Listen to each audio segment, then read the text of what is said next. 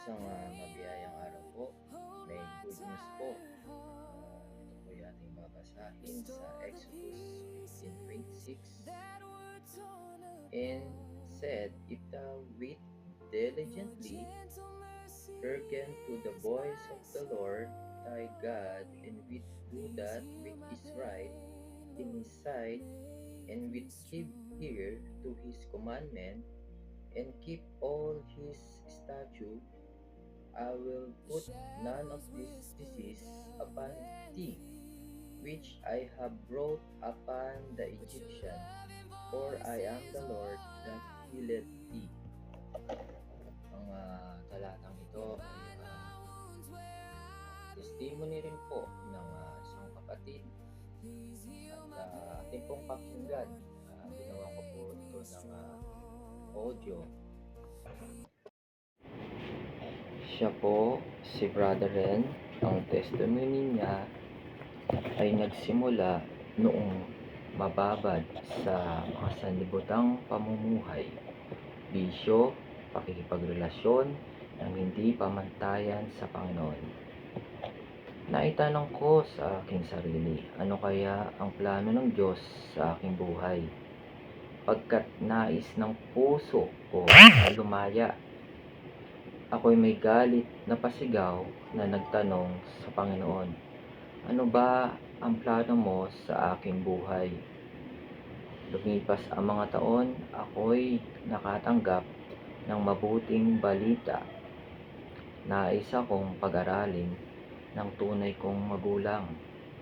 Aking tinanggap ang alok na makapag-aral sa kolehiyo. Naisip ko rin, nais kong makapag-aral sa kolehiyo.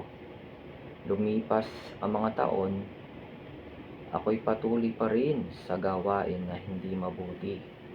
Pag-iinom, paglalasing, panonood ng malalaswang panoorin.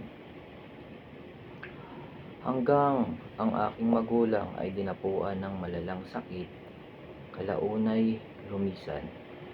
Ako'y nalungkot, naisipan ko na lamang bumalik sa nakagisnang kong bayan.